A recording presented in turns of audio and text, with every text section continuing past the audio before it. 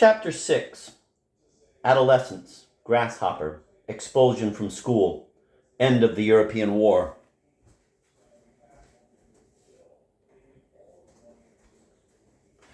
Adolescence is the birth of body hairs.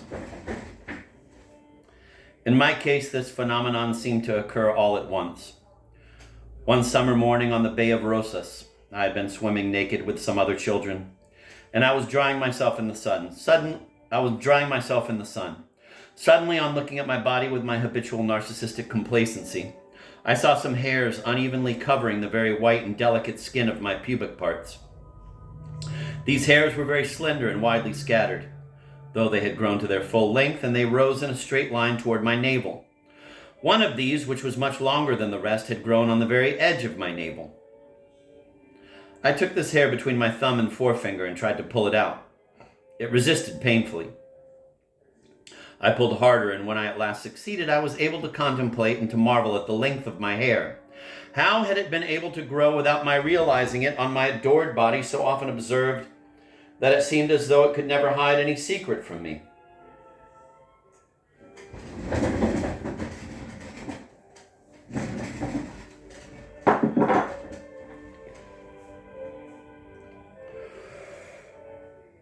A sweet and imperceptible feeling of jealousy began to bud all around that hair. I looked at it against the sky and brought it close to the rays of the sun. It then appeared as if gilded, edged with all the colors, just as when, half shutting my eyelids, I saw multitudes of rainbows form between the hairs of my gleaming eyelashes. While my mind flew elsewhere, I began automatically to play a game of forming a little ring with my hair. This little ring had a tail which I formed by means of the two ends of the hair, curled together into a single stem which I used to hold my ring. I then wet this ring, carefully introducing it into my mouth and taking it out with my saliva, clinging to it like a transparent membrane and adapting itself perfectly to the empty circle of my ring, which thus resembled a lorgnette, with my pubic hair as the frame and my saliva as the crystal. Through my hair thus transformed, I would look with delight at the beach and the distant landscape. From time to time, I would play a different game. With the hand which remained free, I would take hold of another of my pubic hairs in such a way that the end of it could be used as the pricking point of a needle. Then I would slowly lower the ring with my saliva stretched across it till it touched the point of my pubic hair. The lorgnette would break, disappear, and an infinitesimal drop would land with a splash on my belly. I kept repeating this performance indefinitely, but the pleasure which I derived from the explosion of the fabric of my saliva stretched across the ring of my hair did not wear off. Quite the contrary. For without knowing it, the anxiety of my incipient adolescence had already caused me to explore obscurely the very enigma of the semblance of virginity and the accomplishment of this perforation of my transparent saliva, in which, as we have just seen, shone all the summer sunlight.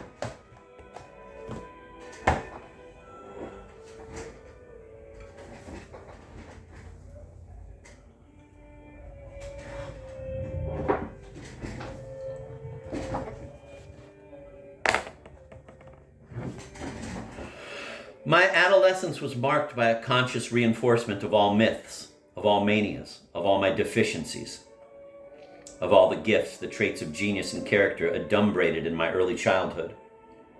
I did not want to correct myself in any way. I did not want to change. More and more I was swayed by the desire to impose and to exalt my manner of being by every means.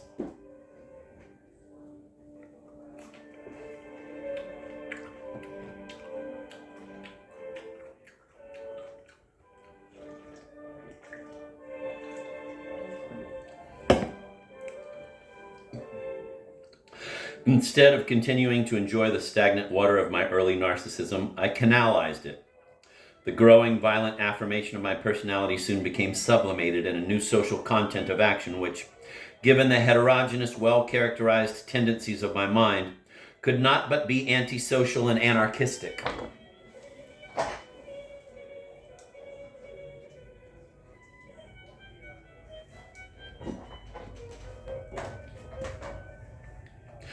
The child king became an anarchist. I was against everything, systematically and on principle. In my childhood, I always did things differently from others, but almost without being aware of it. Now, having finally understood the exceptional and phenomenal side of my pattern of behavior, I, quote, did it on purpose, end of quote. It was only necessary for someone to say black, to make me counter white.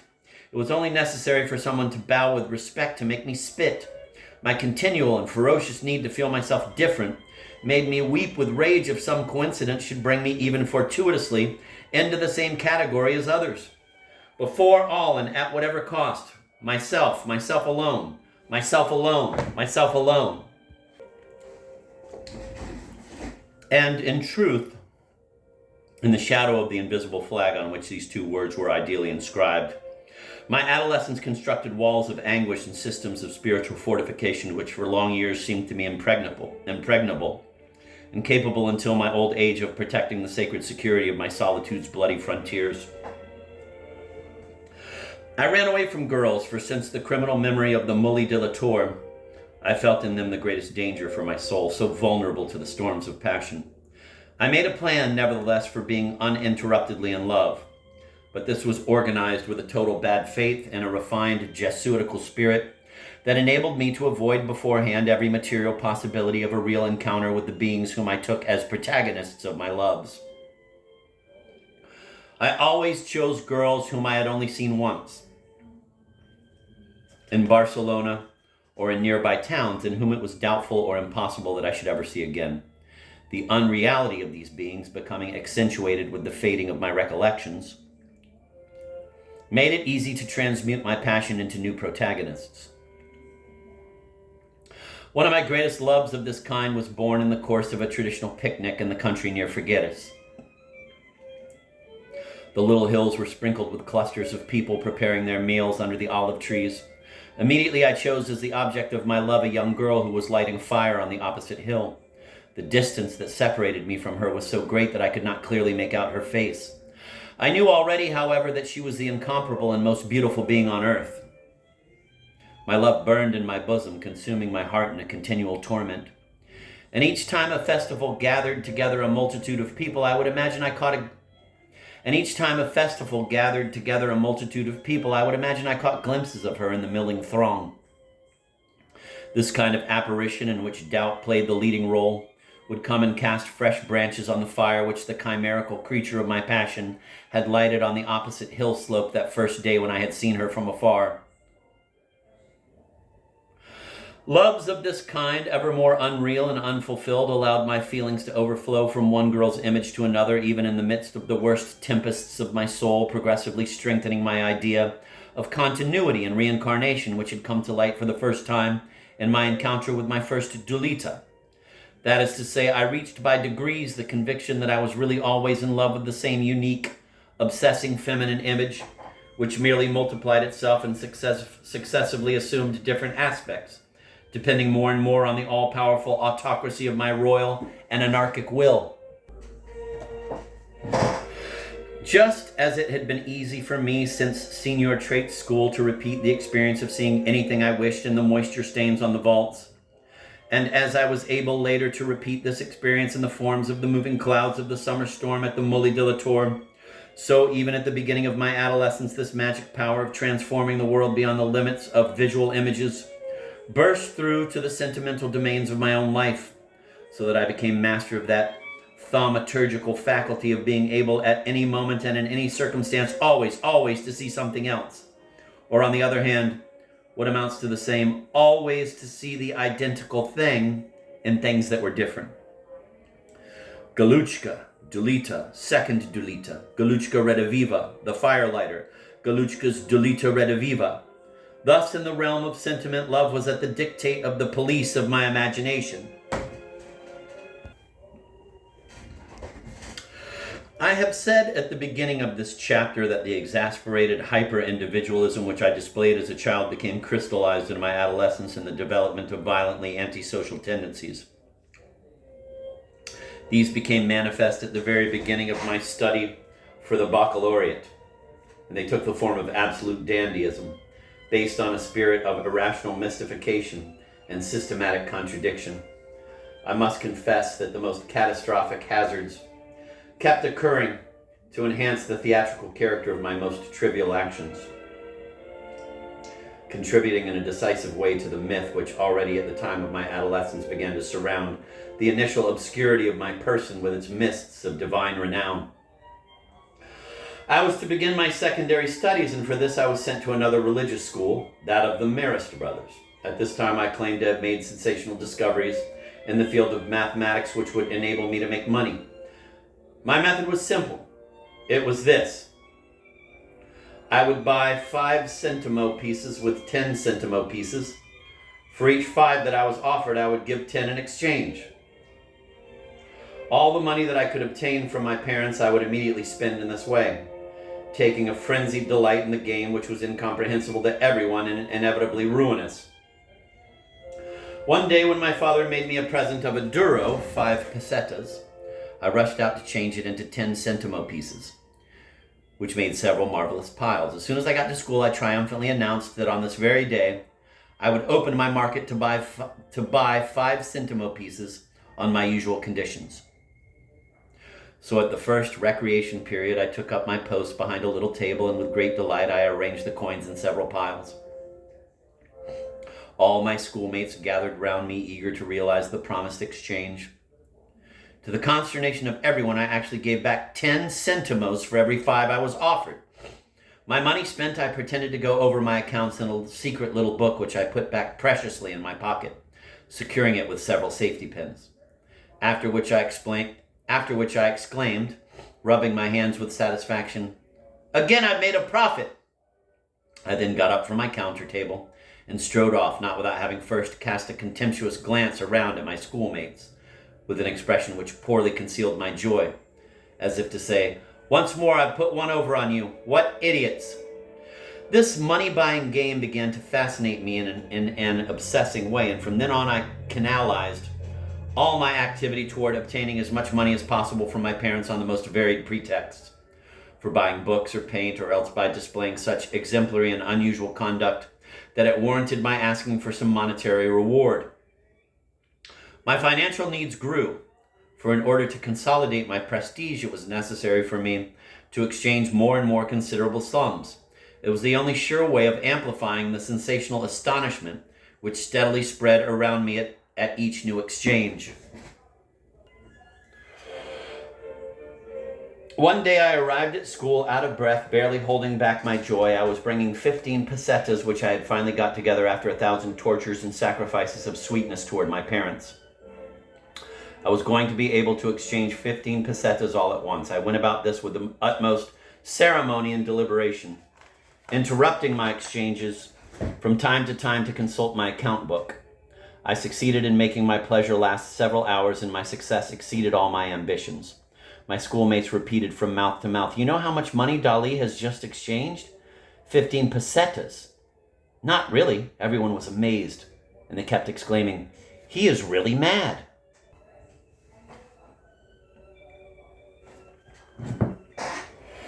For as long as I could remember, I had savored that phrase with delight. In the evenings after school, I would go strolling about the town all by myself. It was then that I thought up what I would do the next day to astonish my schoolmates.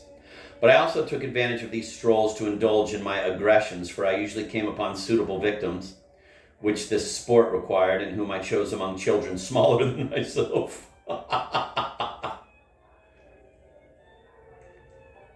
For I usually came upon suitable victims, which this sport required, and whom I chose among children smaller than myself.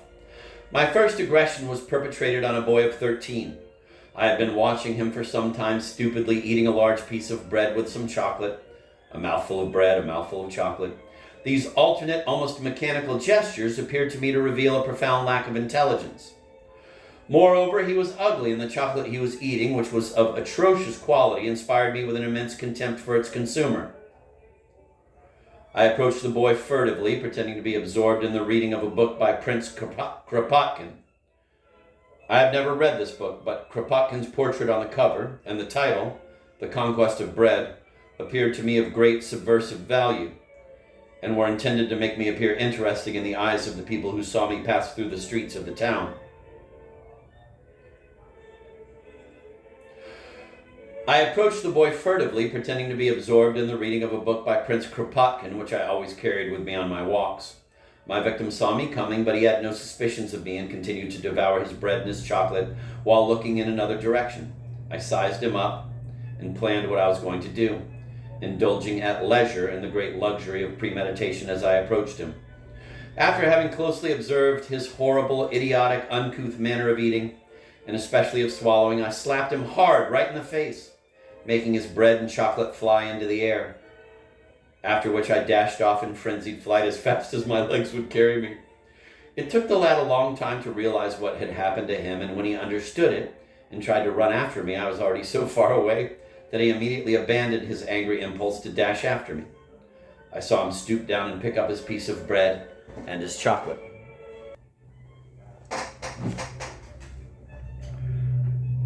My unpunished success immediately caused such acts of aggression to assume the endemic character of a real vice,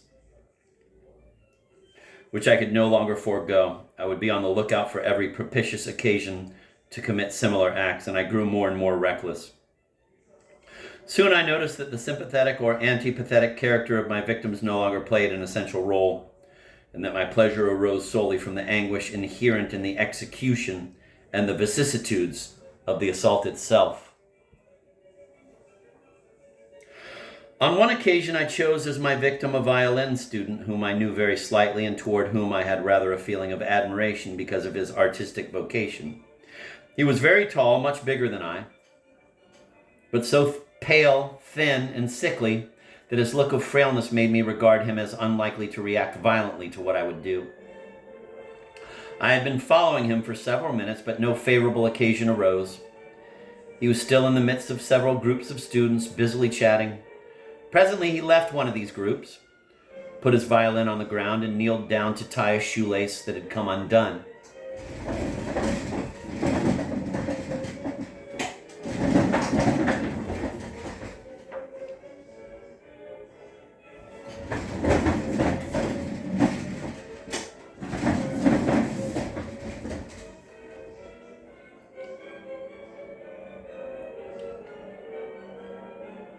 His posture at this moment could not have been more propitious. Without hesitating, I went up to him and gave him a terrific kick on the buttocks, after which I jumped with both feet upon his violin, crushing it into 100 pieces, and immediately after dashed away like a rabbit. But this time my victim, recovering quickly from my attack, ran after me and did not give up the chase. His legs were so long and he ran so well that I immediately felt I was lost. Then, judging all resistance useless and seized with an insurmountable fit of cowardice, I stopped short, got down on my knees, and begged him tremblingly to forgive me.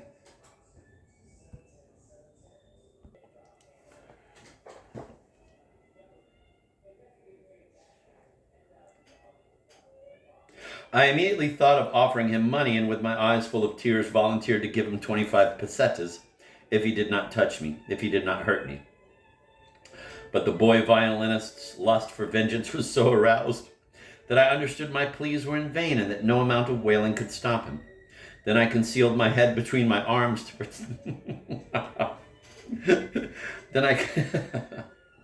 Then I concealed my head between my arms to protect myself from the blows I was about to receive.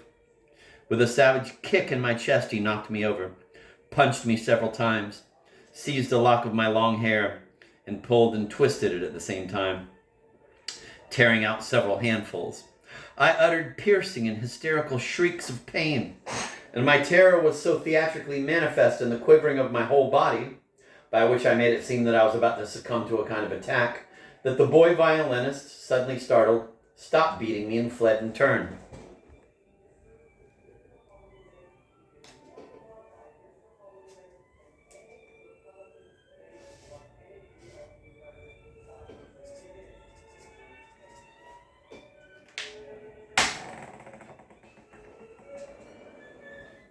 A compact group of students had just gathered round us. The professor of literature, who happened to be nearby, asserted his authority to intervene, and breaking his way through the crowd, he asked for an explanation of what had occurred. Then an astonishing lie was suddenly born in my head, and I said to him all in one breath, "I have just crushed his violin to give a final irrefutable proof of the superiority of painting over music."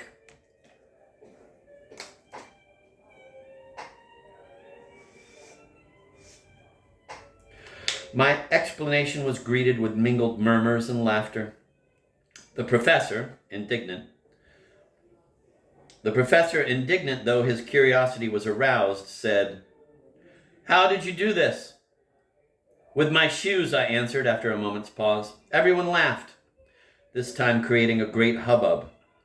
The professor restored silence, came over to me, put one hand on my shoulder, and said in an almost paternal tone of reproach, "That doesn't prove anything. It makes no sense."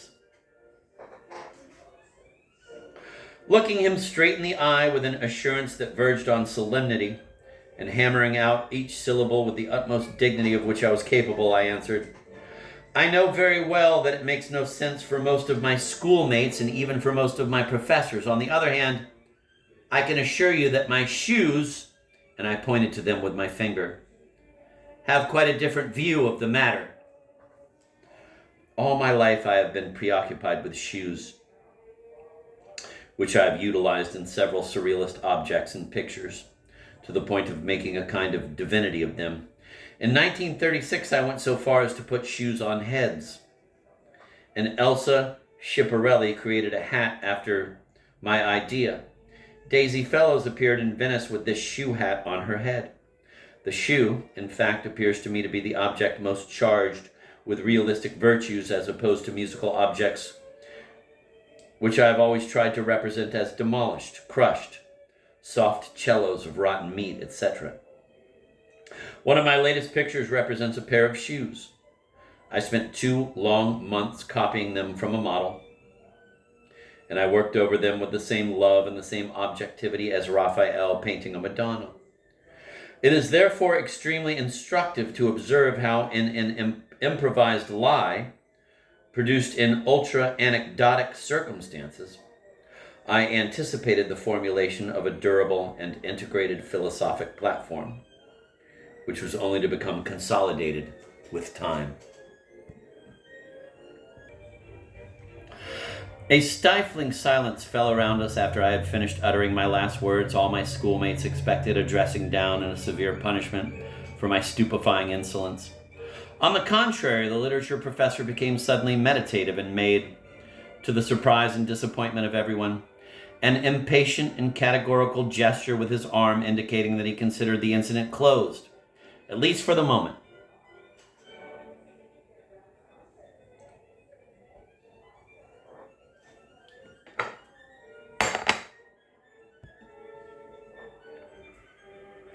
From that day on, there began to grow around my personality an aureole of audacity, which the events I am now about to describe were only to consolidate and raise to the status of a legendary category. None of my companions had ever dared to answer a professor with the assurance which I had shown, and all were agreed in recognizing that the vigor of my tone had left the professor breathless. This sudden energy, which flashed like a streak of lightning through the haze of my habitual timidity, brought me a certain prestige, which happily counterbalanced the mingled contempt and stupefaction which my monetary exchanges and other continual eccentricities had eventually attached to my reputation. I began now to be a subject of intriguing controversy. Is he mad? Is he not mad? Is he half mad? Does he show the beginnings of an extraordinary but abnormal personality?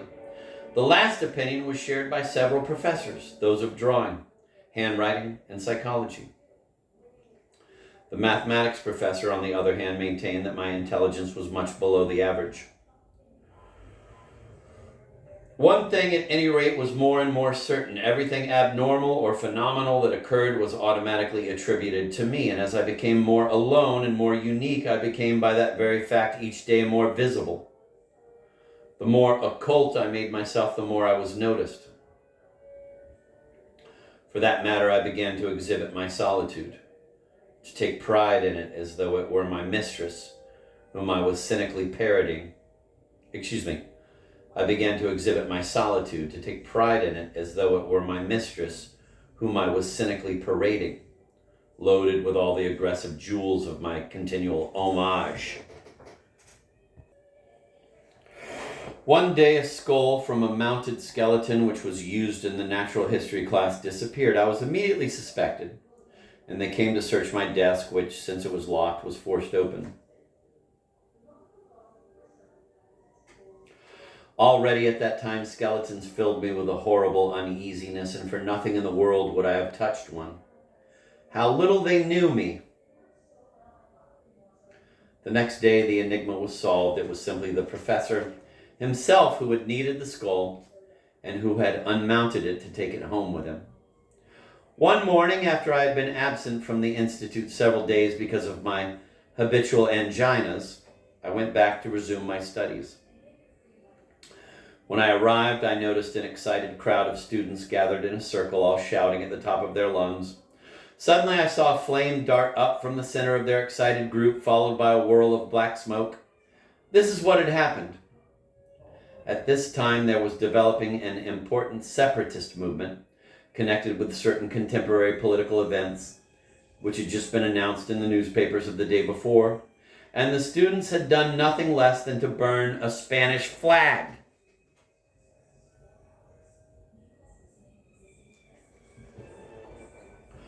Just as I was heading toward the group to try to find out what was happening, I was surprised to see everyone suddenly scatter, and for a moment I thought my hurried arrival might have caused this. Before I knew, I was left standing alone with the remnants of the burned and smoking flag at my feet. The runaways looked at me from a distance with an expression both of terror and admiration which puzzled me.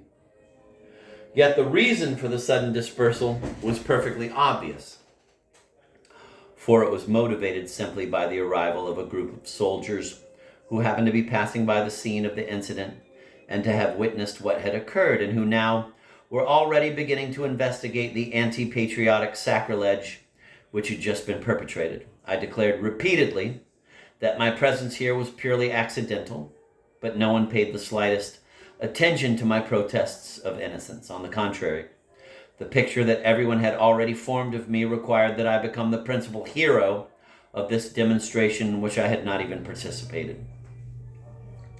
The story immediately went round that the moment the soldiers appeared on the scene, everyone had run away except myself, who, in remaining glued to the spot, had given a proof and example of revolutionary stoicism and admirable presence of mind. I had to appear before the judges, but fortunately I was not yet old enough to be held responsible for acts of a political nature. I was acquitted without being brought to trial. Nevertheless, the event made a deep impression on public opinion, which was beginning to have to take notice of my person. I had to let my hair grow as long as a girl's, and looking at myself in the mirror, I would often adopt the pose and the melancholy look which so fascinated me in Raphael's self-portrait, and whom I should have liked to resemble as much as possible. I was also waiting impatiently for the down on my face to grow so that I could shave and have long side whiskers. As soon as possible, I wanted to make myself look unusual, to compose a masterpiece with my head. Often I would run into my mother's room very fast so as not to be caught by surprise, and hurriedly powder my face, after which I would exaggeratedly darken the area around my eyes with a pencil. Out in the street, I would bite my lips very hard to make them as red as possible. These vanities became accentuated after I became aware of the first curious glances directed toward me. Glances by which people would attract one another's attention to me, and which said, "That's the son of Dali, the notary. He's the one who burned the flag." The ideas which had made me into a hero were deeply repugnant to me. To begin with, they were those of most of my schoolmates, and because of my irrepressible spirit of contradiction, were disqualified by that very fact. Besides, the lack of universality of that small and wretched local patriotism appeared unendurably mediocre to my eyes, which thirsted for sublimity. At this period, I felt myself to be an integral anarchist, but it was an anarchy of my own, quite special and anti-sentimental, an anarchy in which I could have reigned as the supreme and capricious disorganizer, an anarchic monarchy. In 1922, in Madrid, I developed this idea of an anarchic monarchy, mingling the most caustic humor with a whole series of antisocial and apolitical paradoxes, which at least had the virtue of being a convincing polemic weapon by which I could amuse myself, scattering seeds of doubt and ruining my friends' political convictions.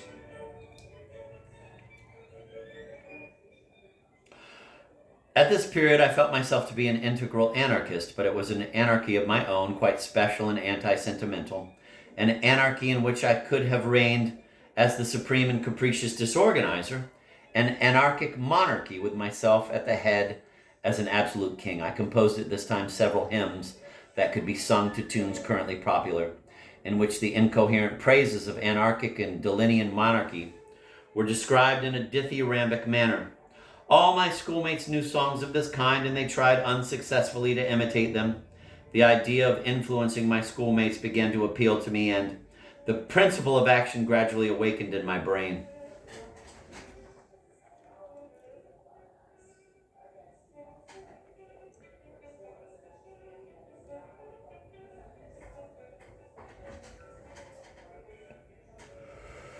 On the other hand, I was utterly backward in the matter of solitary pleasure, which my friends practiced as a regular habit. I heard their conversation sprinkled with allusions, euphemisms, and hidden meanings. But in spite of the efforts of my imagination, I was unable to understand exactly whereof it consisted. I would have died of shame rather than dare to ask how one went about doing it, or even to broach the matter indirectly, for I was afraid it might be found out that I did not know all about it, and had never done it. One day I reached the conclusion that one could do it all by oneself, and that it could also be done mutually, even by several at a time, to see who could do it fastest. I would sometimes see two of my friends go off after exchanging a look that haunted me for several days. They would disappear to some solitary spot, and when they came back, they seemed transfigured. They were more handsome. I meditated for days on what it might well be, and would lose my way in the labyrinth of false and empty childish theories, all of which constituted a gross anomaly in view of my already advanced adolescence. I passed all my first year examinations without distinction, but I failed in none. This would have spoiled my summer, for I should have had to prepare to take the examinations over again in the fall. My summers were sacred, and I imposed a painful constraint upon myself in order to keep them free from the blemish of displeasure.